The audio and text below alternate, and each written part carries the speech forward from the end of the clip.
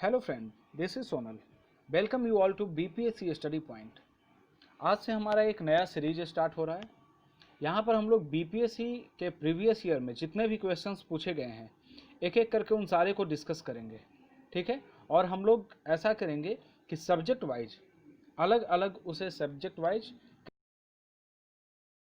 हर एक क्वेश्चन को और उससे रिलेटेड जितने भी बैकग्राउंड में क्वेश्चन आ सकते हैं उन सारे क्वेश्चंस को हम लोग सॉल्व करने का कोशिश करेंगे, ठीक है। इसलिए आपको यहाँ पे डिटेल एनालिसिस मिलेगा। हर एक प्रीवियस ईयर क्वेश्चन में जितने भी आए हुए हैं उनका एक डिटेल एनालिसिस मिलेगा। तो इससे पहले कि आगे बढ़े हम लोग, कृपया इस चैनल को लाइक, शेयर और सब्सक्राइब जरूर करें ताकि आगे आने वाले सभी नोटिफिकेशन आपको समय पर मिलते रहें, ठीक है। बीपीएससी या किसी भी अन्य एग्जाम के तैयारी के लिए आप हमारे चैनल से जुड़ सकते हैं। यहाँ पर ऑलरेडी मॉडर्न हिस्ट्री का लेक्चर सीरीज चल रहा है जहाँ पे हम लोग काफ़ी डिटेल में पूरे मॉडर्न हिस्ट्री को स्टडी कर रहे हैं। साथ ही साथ पॉलिटी का भी लेक्चर सीरीज चल रहा है जिसमें बहुत सारे वीडियो अपलोड कर दिए जा चुके हैं। आप हमारे प्लेलिस्ट को विजिट कर सकते हैं। Thank you. अब हम लोग आगे बढ़ते हैं।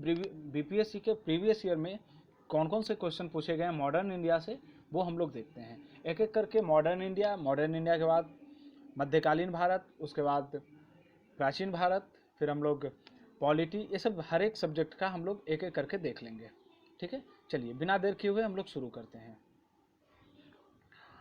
हाँ, ये यहाँ से हमारा फर्स्ट क्वेश्चन है। पहला क्वेश्चन ये देखिए, 45th बीपीएससी में पूछा गया है 2001-2 में।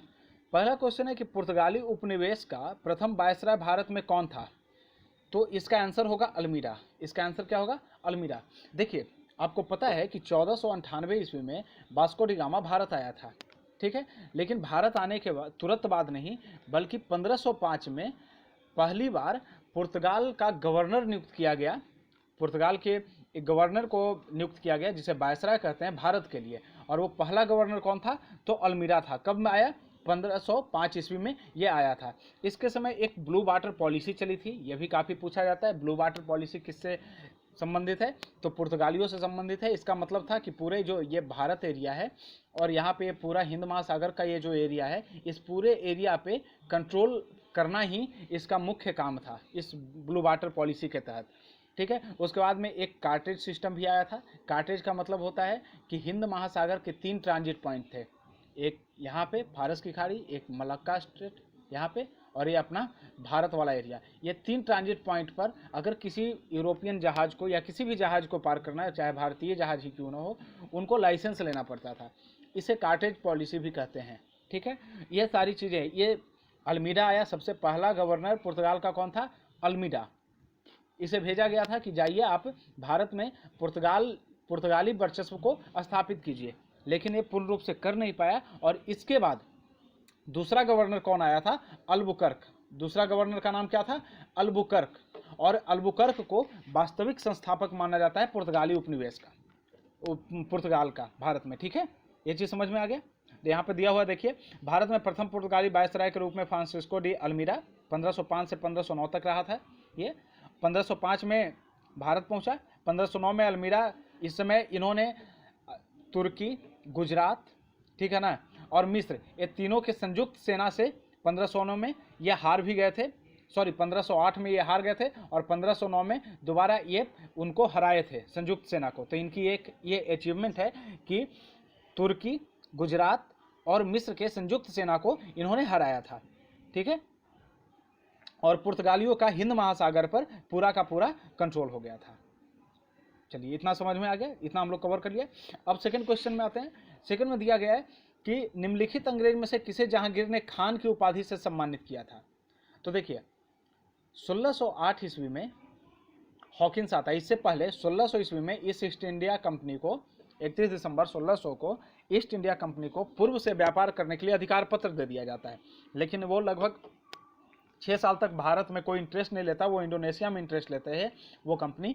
लेकिन फिर 1608 ईस्वी में हॉकिंस नाम का एक अंग्रेज यात्री समुद्री रास्ते से पहली बार भारत पहुंचता है, ठीक है। और वो काफ़ी तुर्की फारसी लैंग्वेज का काफ़ी जानकार होता है। और जो मुस्लिम जो कल्चर है सीजदा और पैबोस, इसका काफ़ी जानकार होता है और अच्छा सारा कुछ होता है। तो जहांगीर के दरबार में पहुंच करके सीजदा पैबोस करता है तो जहांगीर बहुत खुश हो जाते हैं, बहुत प्रसन्न होते हैं और उन्हें खान की उपाधि से सम्मानित करते हैं। इसके साथ साथ 400 का मनसब भी देते हैं, 400 का क्या देते हैं, मनसब भी देते हैं, ठीक है। और इंग्लिश खां की उपाधि से या फिरंगी खां की उपाधि से किसको किया जाता है सम्मानित, जहांगीर को, हॉकिंस को किया जाता है। हॉकिंस किस लिए आया था, तो इसलिए आया था ताकि अंग्रेजों के लिए कुछ व्यापार में सहूलियत मिल जाए, फैक्ट्री खोलने की अनुमति मिल जाए। एक्चुअली वो चाहते थे कि सूरत में फैक्ट्री खोला जाए, लेकिन 1608 ईस्वी में सूरत में फैक्ट्री खोलने की अनुमति नहीं दी गई। लेकिन अस्थायी फैक्ट्री गुजरात के शासक के कहने के बाद अस्थायी फैक्ट्री 1608 में कुछ दिनों के लिए खोला गया था। यहाँ पर आपको ध्यान रहे कि फैक्ट्री का मतलब कोई आजकल के उद्योग या कारखाना से नहीं होता है, बल्कि फैक्ट्री वो स्थान होता था जहाँ पर कोई भी बाहरी शक्ति आकर के अपना गोदाम बनाती थी या अपना ऑफिस बनाती थी या अपना रहने सहने का व्यवस्था करती थी, उस जगह को फैक्ट्री कहा जाता था, ठीक है। तो सूरत में तो खोलने की इजाज़त नहीं दिया गया जहांगीर द्वारा, ठीक है। तो 1611 ईस्वी में वो अंग्रेज सबसे पहले मसूलीपट्टनम में अपना फैक्ट्री खोलते हैं साउथ में। साउथ चूंकि मुगल का वहाँ पर कोई कंट्रोल नहीं होता है, इस कारण वो मुगलों के कंट्रोल से दूर होने के कारण 1611 में मसूलीपट्टनम में अपनी पहली फैक्ट्री खोलते हैं और पुनः 1613 ईस्वी में सूरत में अपनी प्रथम अस्थायी फैक्ट्री खोल देते हैं। तो ये इस टॉपिक से रिलेटेड इतने सारे क्वेश्चंस थे। चलिए नेक्स्ट क्वेश्चन को देखते हैं। भारत में 1612 ईस्वी, तो इसका आंसर क्या हो जाएगा, हॉकिंस हो जाएगा ए। भारत में 1612 ईस्वी में अंग्रेज ने अपनी पहली फैक्ट्री कहाँ स्थापित की, तो देखिए 1612 ईस्वी नहीं बल्कि 1611 ईस्वी में तो मसूलीपट्टनम में भारत में किया था, लेकिन यहाँ पर क्वेश्चन में मसूलीपट्टनम ऑप्शन नहीं है, तो यहाँ आप सूरत लगा सकते हैं क्योंकि 1613 में सूरत स्थापित किया गया था, ठीक है। यहाँ पर देखिए, यहाँ पर हमने अभी वो सारे चीज़ का डिस्कस किया कि हॉकिंस 1608 में आया था कि सूरत में फैक्ट्री खोलने की अनुमति मिल जाए, लेकिन उसे अनुमति नहीं मिला। इसके कारण 1611 में कैप्टन मिडल्टन के द्वारा सूरत के समीप, ये तो इसके बारे में दिया हुआ है, एक स्वाली युद्ध हुआ था। देखिए आपको बताते हैं, स्वाली होल नाम की एक लड़ाई हुई थी। एक्चुअली क्या था कि भारत या हिंद महासागर पर उस समय पुर्तगालियों का कब्जा था, पूरा का पूरा हिंद महासागर पर किसका कब्जा था, तो पुर्तगालियों का कब्जा था और उनकी नौसेना बहुत मजबूत थी, उनके नौसेना की टक्कर का उस समय कोई नहीं था। तो अंग्रेज 1608 में तो फैक्ट्री लगाने नहीं देते हैं, लेकिन 1611 में अंग्रेजों का एक पुर्तगाली बेड़ा को हरा देता है स्वाली में, स्वाली सूरत के नज़दीक में होता है, वहाँ पे हरा देता है पुर्तगाली बेड़ा को। तो ये देख करके जहांगीर बड़ा प्रभावित होता है और उसे लगता है यार ये जो पुर्तगाली अपना मनमानी करते रहते हैं, एक अधिकार प्राप्त कर रखे हैं हिंद महासागर में नौसेना में, तो अब अंग्रेज को हम दे सकते हैं। और वहीं से खुश होकर के जहांगीर 1613 ईस्वी में अनुमति, अपना फैक्ट्री खोलने की अनुमति सूरत में देता है। तो इसका आंसर हो जाएगा सूरत, ठीक है। ये पूरा है, आप चाहे तो डिटेल पढ़ सकते हैं। चलिए नेक्स्ट क्वेश्चन, निम्नलिखित में से प्रथम कर्नाटक युद्ध का तत्कालिक कारण क्या था। देखिए प्रथम कर्नाटक युद्ध आपको पता है कि 1746 से लेकर के 1748 तक हुआ। कहाँ से कहाँ तक हुआ, 1746 से लेकर के 1748 तक के माना जाता है कि प्रथम कर्नाटक युद्ध स्टार्ट हुआ। ऐसे तो इसकी स्टार्टिंग जो है 1740 में ही हो गई थी।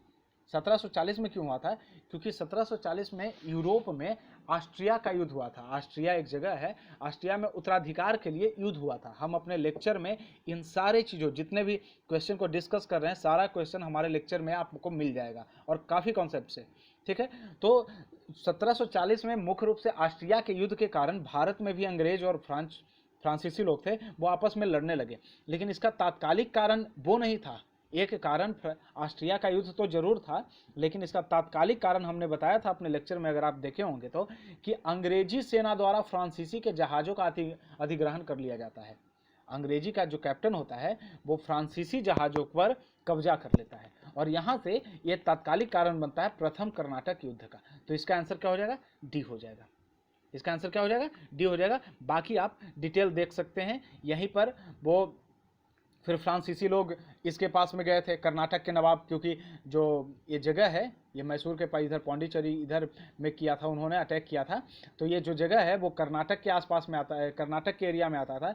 तो फ्रांसीसी जो गवर्नर थे वो कर्नाटक के नवाब के पास में, अनवरुद्दीन उस नवाब का नाम था, उनके पास गए। लेकिन अनवरुद्दीन बोला यार आप लोग का मामला है, हम इसमें कुछ नहीं करेंगे, और इस तरीके से वो फिर लड़ाई स्टार्ट हो जाती है।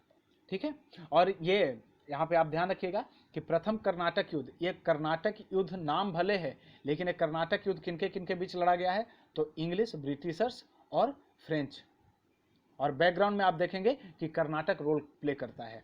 तो ये मुख्य रूप से अंग्रेज और फ्रेंच के बीच में लड़ा गया। क्यों लड़ा जाता है कर्नाटक का युद्ध, ये सारे युद्ध क्यों होते हैं, तो सबसे बड़ा चीज होता है कि भारत में व्यापारिक एकाधिकार प्राप्त करने के लिए, व्यापार में सर्वोच्चता हासिल करने के लिए अंग्रेज एक एक करके पुर्तगाली को हराते हैं, फिर डच को हराते हैं, डैनिश से तो लूट ही लेते हैं सारा कुछ, उसके बाद फिर ये फ्रेंच को हराते हैं। ठीक है,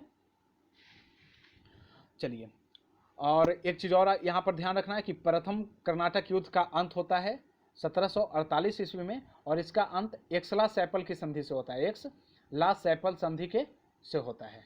ठीक है, चलिए इतनी चीजें याद रखना है। और टोटल अभी तक के 3 कर्नाटक युद्ध हुआ है। दूसरा और तीसरा कर्नाटक युद्ध किस किस संधि से खत्म हुआ, इसको आप कमेंट में करके बताइए। ठीक है, चलिए नेक्स्ट क्वेश्चन देखते हैं। किस अंग्रेज अधिकारी ने पुर्तगालियों को स्वाली के स्थान पर हराया। अभी हम कुछ देर पहले बताए थे कि 1611-12 में एक स्वाली होल नाम का युद्ध हुआ था सूरत के पास में। वहां पर अंग्रेज का अधिकारी बेस्ट था, कैप्टन बेस्ट, उसने पहली बार पुर्तगाली जहाज को हरा दिया। इससे जहांगीर बहुत प्रभावित हुआ था। तो यहाँ पर इसका आंसर क्या हो जाएगा, कैप्टन बेस्ट हो जाएगा। अर्थात वह अंग्रेज अधिकारी का नाम क्या था, कैप्टन बेस्ट था। 1611 ईस्वी में, 1611-12 में, कहीं 1611 दिया हुआ कहीं 1612 दिया हुआ है, तो ध्यान रखिएगा 1611-12 में इन्होंने पुर्तगाली बेड़ा को हराया था। ठीक है, और पुर्तगालियों के एकाधिकार को चैलेंज किया था पहली बार, कौन, तो यही कैप्टन बेस्ट था। चलिए नेक्स्ट देखते हैं। उस क्षेत्र की पहचान करें, क्वेश्चन नंबर 6, उस क्षेत्र की पहचान करें जहां से यूरोप वासियों को सर्वोत्तम सोरा और अफीम प्राप्त होता था। तो देखिए अफीम और सोरा के लिए, एक मिनट कहाँ चला गया, अफीम और सोरा के लिए खास करके पूरे भारत में बिहार प्रसिद्ध था, और सोरा के लिए सबसे ज़्यादा प्रसिद्ध था पटना। ध्यान रखिएगा, ये चूंकि बीपीएससी का एग्जाम है तो बीपीएससी के एग्जाम में बिहार से रिलेटेड क्वेश्चन तो आते ही आते हैं, इसलिए ये क्वेश्चन पूछा गया है। तो बिहार, पूरे अंग्रेजों को सबसे ज़्यादा अफीम कहाँ से प्राप्त होता था, तो बिहार से, और सोरा कहाँ से, तो बिहार से, या कहें कि सबसे ज़्यादा या एकमात्र सोरा बिहार से ही प्राप्त होता था, पटना से, सबसे ज़्यादा पटना से प्राप्त होता था।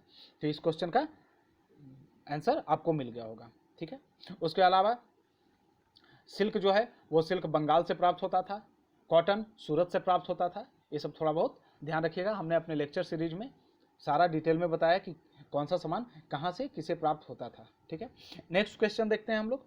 अगला सवाल है, अंग्रेजी शासनकाल में भारत को कौन सा क्षेत्र अफीम उत्पादन हेतु प्रसिद्ध था। तो अभी हमने बताया था बिहार, ऑप्शन नंबर ए हो जाएगा इसका सही। नेक्स्ट है, इलाहाबाद की संधि के बाद रॉबर्ट क्लाइव ने मुर्शिदाबाद का उप दीवान किसे बनाया। देखिए हम अपने लेक्चर में बताए थे कि बंगाल का उप दीवान बनाया गया था मोहम्मद रजा खां को। किसको, मोहम्मद रजा खां को। और आपको पता है कि बंगाल की राजधानी हुआ करती थी मुर्शिदाबाद।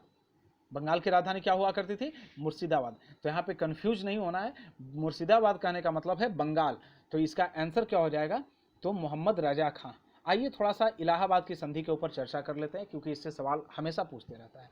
देखिए आपको पता होगा 1757 ईस्वी में सिराजुद्दौला और लॉर्ड क्लाइव अर्थात अंग्रेजों के बीच में एक लड़ाई होती है, या ये कहें कि लड़ाई नहीं बल्कि एक षड्यंत्र होता है, और उस षड्यंत्र में सिराजुद्दौला हार जाता है, जो बंगाल का नवाब होता है, और वो रणभूमि से भाग जाता है और बाद में मारा जाता है। तो इस तरीके से 1757 के प्लासी के लड़ाई के बाद एक कठपुतली की सरकार बंगाल में स्थापित हो जाती है, नवाब बन जाते हैं। और चूंकि कठपुतली के नवाब हैं तो आपको हर वो काम करना पड़ेगा जो अंग्रेज चाहेगा, और ये किसी को बर्दाश्त हो नहीं पाता था। और वही पृष्ठभूमि बन गई किसकी, तो बक्सर की लड़ाई की। ठीक है ना, उस समय मीर कासिम कौन था, नवाब था बंगाल का। आपको पता है सिराजुद्दौला के बाद मीर जाफर बना, क्लाइव का गिदर भी कहा जाता है इसे, ध्यान रखिएगा। कई बार एग्जाम में पूछता है क्लाइव का गिदर किसे कहते हैं, तो मीर जाफर को, क्योंकि ये धोखेबाज था। और मीर जाफर को लगा कि यार हम गलती कर दिए, नवाब को मरवा के, तो फिर उसका दामाद मीर कासिम बन जाता है। मीर कासिम थोड़ा सा योग्य आदमी होता है, सोचता है यार ये तो अंग्रेजों के कंट्रोल में रह जाएंगे, तो वो अपनी राजधानी मुर्शिदाबाद से, जो अभी मुर्शिदाबाद देखा ना, वहाँ से स्थानांतरित करके कहाँ ले गया, मुंगेर ले गया। कहाँ ले गया, अपनी राजधानी को मुंगेर ले गया, और वहाँ पर गन फैक्ट्री ये सब को भी लगाया और अपनी सेना को रीऑर्गेनाइज करने का काम किया।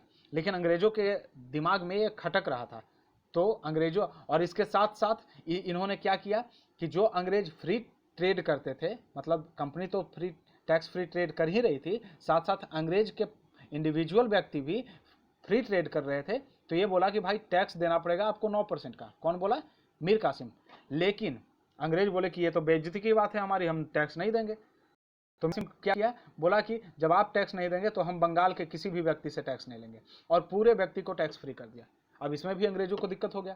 तो इस तरीके से बहुत सारी ऐसी घटनाएं हुई जिसके कारण मीर कासिम अंग्रेजों के आंखों में खटक रहा था, ठीक है। और धीरे धीरे छद्म युद्ध बहुत सारा हुआ। लास्ट में 1763 ईस्वी में जो मीर कासिम है वो बंगाल से भाग करके, मुंगेर से भाग करके पटना पहुंचता है। कहाँ पहुंचता है, पटना। और उस समय अवध का नवाब होता है सुजाउद्दौला।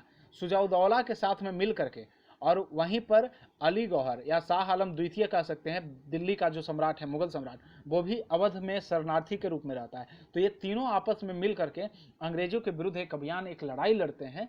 लेकिन अफसोस की बात कि यहाँ पर वो लोग हार जाते हैं, और इस लड़ाई को कहा जाता है बक्सर की युद्ध। क्या कहा जाता है, बक्सर की लड़ाई, ठीक है। कब हुआ, तो 1764 ईस्वी में हुआ, 22 अक्टूबर 1764 ईस्वी में हुआ, यह ध्यान रखिएगा। अब 1764 में लड़ाई होने के बाद ये तीनों हार जाते हैं, तो बंगाल में तो मीर कासिम तो खत्म हो गई कहानी, मीर कासिम को तो कोई बात बचती ही नहीं है। बंगाल में जब ये एक और सवाल पूछा जाता है कि बक्सर के युद्ध के समय बंगाल का नवाब कौन था, तो देखिए हम बताए ना, 1763 ईस्वी में मीर कासिम भाग के आ गया था पटना, तो उस समय नवाबी तो वहाँ की छूट गई। तो उस समय नवाब बना था कौन, मीर जाफर। मीर जाफर दोबारा 1763 में नवाब बनता है, ठीक है। तो वो अंग्रेजों के अंडर कंट्रोल में रहता है, तो बंगाल की बात तो खत्म हो गई। अब यहाँ पर दो लोग और भाग लिए थे युद्ध में। कौन कौन लिए थे, तो एक तो अवध के नवाब थे सुजाउद्दौला, और एक शाह आलम द्वितीय दिल्ली सम्राट, मुगल सम्राट थे। तो इन दोनों के साथ में अंग्रेज संधि करता है। तो शाह आलम द्वितीय मुगल सम्राट के साथ जो संधि करता है वो 12 अगस्त को करता है, 12 अगस्त 1765 ईस्वी को। और जो अवध के नवाब होते हैं इसके साथ 16 अगस्त 1765 ईस्वी को संधि करता है। और ये दोनों संधि इलाहाबाद में होती है, इसलिए इस दोनों संधि को कहा जाता है इलाहाबाद की संधि। तो अगर कोई आपसे पूछे कि इलाहाबाद की संधि कब हुई, तो 1765 तो सही है, लेकिन 16 अगस्त और 12 अगस्त दोनों हुई। अगर पूछे कि मुगल सम्राट के साथ कब हुई, तो मुगल सम्राट के साथ में हुई कब, 12 अगस्त को। और उसके बाद फिर अवध के नवाब के साथ कब हुआ, तो अवध के नवाब के साथ कब हुआ, तो 16 अगस्त को हुआ, ठीक है। चलिए एक मिनट, कहाँ चला गया, ठीक है। चलिए, तो ये चीजें हम लोग इलाहाबाद के संधि से संबंधित हम लोग देख लिए। तो यहाँ पे हम देखते हैं कि सवाल हमारा है, हमने बताया इलाहाबाद के संधि के तहत बंगाल, बिहार और उड़ीसा, ये तीनों जगह का राजस्व वसूलने का अधिकार अंग्रेजों को दे दिया गया। राजस्व के साथ साथ निजामत अधिकार भी दे दिया है, जिसमें पुलिसिंग पावर और न्यायिक पावर दोनों थी। ये दोनों जुडिशियल और पुलिसिंग पावर भी अंग्रेजों को दे दिया गया, और प्रशासन सिर्फ नवाब के ऊपर रहा, ठीक है। इसके संधि के बाद, संधि के समय में बंगाल का नवाब कौन था, तो ध्यान रखिएगा नजमदौला। कौन था, नजमदौला, क्योंकि मीर जाफर की मृत्यु हो चुकी होती है फरवरी 1965 में, ठीक है। तो इतनी सारी चीज को हम लोग समझ लिए। अब ये बंगाल, बिहार और उड़ीसा का जब दीवानी अधिकार मिला, राजस्व का अधिकार मिला, एक किसके द्वारा मिला, तो मुगल सम्राट ने दिया। किसको दिया, अंग्रेज को दिया। तो अब अंग्रेज को दीवानी अधिकार मिला, तो अंग्रेज इसको पैसा दिया कि लीजिए आप भी कुछ पैसा रखिए। 26 लाख रुपया किसको दिया, मुगल सम्राट को। फिर मुगल सम्राट को बोला कि हम इतना काम करेंगे तो हमारा मेहनताना, तो मुगल सम्राट से वो फिर 53 लाख रुपया मेहनताना लेता है, ठीक है। 26 लाख दिया और 53 लाख रुपया ले लिया, ठीक है। और उसके बाद आप इसी समय देखेंगे कि अवध के नवाब के साथ भी संधि होती है, और वहां पर अपनी सेना रखी जाती है। फिर बोला जाता है कि हम दोनों एक दूसरे को सहायता करेंगे।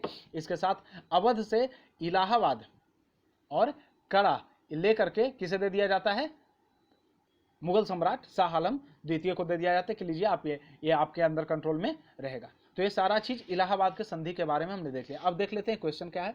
इलाहाबाद की संधि के बाद रॉबर्ट क्लाइव ने मुर्शिदाबाद का उम्मीदवार किसे बनाया, तो ये हम लोग बता दिए आपको कि मोहम्मद रजा खां को बनाया था। यहाँ पर एक और चीज़ ध्यान रखिएगा, बिहार का किसे बनाया था, तो सिताब राय को बनाया था, सिताब राय को। और उड़ीसा का किसे बनाया था, राय दुर्लभ को बताया था। उप दीवान क्या होता है कि एक उप दीवान का मतलब है कि जिसको आप निजामत और राजस्व का जो राइट देते हैं ना, राजस्व का जो राइट आप दे रहे हैं जिसको, उसे उप दीवान कहते हैं। राजस्व वसूलने वाले अधिकारी को उप दीवान या उप सूबेदार या उप नायब सूबेदार भी कहते हैं, जो नवाब के जस्ट नीचे होता था। और इसकी नियुक्ति कौन करता था, तो अंग्रेजों द्वारा की जाती थी। चलिए, इतना सारा चीज तो हम लोग देख लिए। नेक्स्ट क्वेश्चन देखते हैं, 9वां क्वेश्चन। सम्राट शाह आलम द्वितीय ने ईस्ट इंडिया कंपनी को, ये वाला क्वेश्चन देखिए, सम्राट शाह आलम द्वितीय ने ईस्ट इंडिया कंपनी को बंगाल, बिहार और उड़ीसा का दीवानी कब प्रदान किया। देखो यहाँ पर डेट आ गया, अभी हमने बताया था ना, तो शाह आलम द्वितीय के साथ कब हुआ था, अभी अगर याद होगा तो 12 अगस्त को हमने बताया। और अवध के नवाब के साथ कब हुआ, तो 4 दिन बाद 16 अगस्त को। तो यहाँ पर हमारा आंसर क्या हो जाएगा, 12 अगस्त 1765 को, 12 अगस्त 1765 को। ठीक है, ये समझ में आ गया। 26 लाख रुपया सम्राट को देने की बात करी गई और सम्राट द्वारा 53 लाख रुपया ब्रिटिश ईस्ट इंडिया कंपनी को देने की बात करी गई। ठीक है, इतना चीज तो हम लोग क्या हुए, समझ गए। चलिए, और एक चीज और आपको बता दें शाह आलम द्वितीय से रिलेटेड एक फैक्ट, कि शाह आलम द्वितीय के समय में ही, शाह आलम द्वितीय के समय में ही दिल्ली पर कब्जा कर लिया गया था अंग्रेजों द्वारा। हमने अपने लेक्चर में बताया था दिल्ली पर कब कब्जा किया गया था, 1803 में। किसके द्वारा किया गया था, तो लेक, लॉर्ड लेक नाम का एक ब्रिटिश अधिकारी था जिसके द्वारा दिल्ली पर कब्जा किया गया था। कब किया गया था, तो 1803। ये भी सवाल आता है, उस समय शासक कौन था, मुगल गवर्नर, मुगल बादशाह कौन था, तो शाह आलम द्वितीय था, जिसके साथ में इलाहाबाद की संधि करी गई थी। ठीक है, और इसी समय 1803 के समय में लॉर्ड लेक तो उधर उत्तर भारत में दिल्ली और आगरा को कवर कर रहा था। उसी समय जो लॉर्ड बेलेजली था वो मराठों के साथ में युद्ध कर रहा था। और आपको पता है कि 1803 में मराठा का द्वितीय युद्ध स्टार्ट हो चुका था। ठीक है, चलिए 10वां अगला क्वेश्चन हम लोग देखते हैं। एक बार में 10 क्वेश्चन हम लोग डील करेंगे, 10 क्वेश्चन डिस्कस करेंगे। आपको ये सीरीज कैसा लग रहा है, ये इनिशिएट जो हमने किया है, ये प्रोग्राम, ये कैसा लग रहा है, ये कमेंट करके जरूर बताइएगा। इसमें किसी सुधार की जरूरत हो तो वो भी आप जरूर बताइएगा। अगला है, मुगल बादशाह बहादुर शाह जफर के बारे में कहा जाता है कि उसके साम्राज्य की सीमा थी। ठीक है, तो देखिए मुगल बादशाह जो बहादुर शाह जफर था, तो बहादुर शाह जफर, आपको याद होगा कि बहादुर शाह जफर के समय ही क्या हुआ था, क्या हुआ था, 1857 का महान क्रांति हुआ था। ध्यान रखिएगा, 1800, बहादुर शाह द्वितीय या बहादुर शाह जफर इसी को कहा जाता है। ठीक है, और इसका छोटा सा एरिया में क्या हो चुका था, क्या हो चुका था, मिल चुका था, अर्थात एकदम छोटा सा एरिया में कवर हो चुका था। मतलब इसका साम्राज्य जो एक समय औरंगजेब के समय आपको पता होगा कि इधर दक्कन तक के अधिकार कर लिया था, पूरा का पूरा ये पूरा भारत औरंगजेब के अधिकार में था। वो मुगल बादशाह बहादुर शाह जफर के समय तक के उनका जो साम्राज्य था वो बस दिल्ली के लाल किला तक ही सीमित रह गया था। कहाँ तक सीमित रह गया था, तो दिल्ली के लाल किला का जो पालम इलाका है ना, बस वहीं तक सीमित रह गया था। ये आप ध्यान रखिएगा। तो ये ऑप्शन में क्या है, चांदनी चौक से पालम नहीं, दिल्ली से बिहार नहीं, पेशावर से बिहार नहीं, पेशावर से वाराणसी नहीं। ये तो बड़ा कंफ्यूज क्वेश्चन है, इसमें आंसर भी नहीं दिया है इसमें, लेकिन आप इसे कह सकते हैं चांदनी चौक से पालम मेरे हिसाब से हो सकता है। ऐसे इसका एक बार एक्सप्लेनेशन पढ़ते हैं क्या है, एक मिनट इसका एक्सप्लेनेशन दीजिए।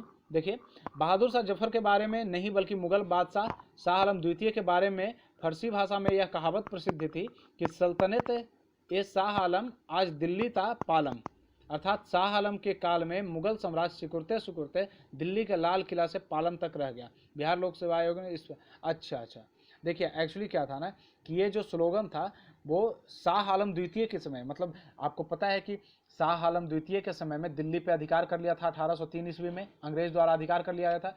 तो जो मुगल साम्राज्य था वो दिल्ली से बस लाल किला से पालम तक ही सिमट करके कुछ एक किलोमीटर में सिमट करके रह गया था। तो ये बहादुर शाह जफर के लिए नहीं, बहादुर शाह जफर तो पेंशन भोगी बन गया था, ये शाह आलम द्वितीय के लिए था। ध्यान रखिएगा, ये क्वेश्चन गलत है बीपीएससी का। ठीक है, नेक्स्ट क्वेश्चन, चलिए आज हमारा 25 मिनट हो भी गया है, तो हमारा ये काफ़ी हो गया इतना। तो हम लोग बस इतना ही देखते हैं। और अगर आपको ये सीरीज कैसा लग रहा है ये ज़रूर बताइए। अच्छा लगे तो लाइक शेयर और कमेंट ज़रूर कीजिए, ठीक है। अपना वैल्यूएबल कमेंट ज़रूर दीजिए। और बस बने रहिए हमारे साथ किसी भी एग्ज़ाम की तैयारी करने के लिए। एक एक करके 10-10 क्वेश्चन को डिटेल में हम लोग एनालिसिस करेंगे। इससे रिलेटेड सभी अदर फैक्ट्स को भी हम लोग देखेंगे। Thank you.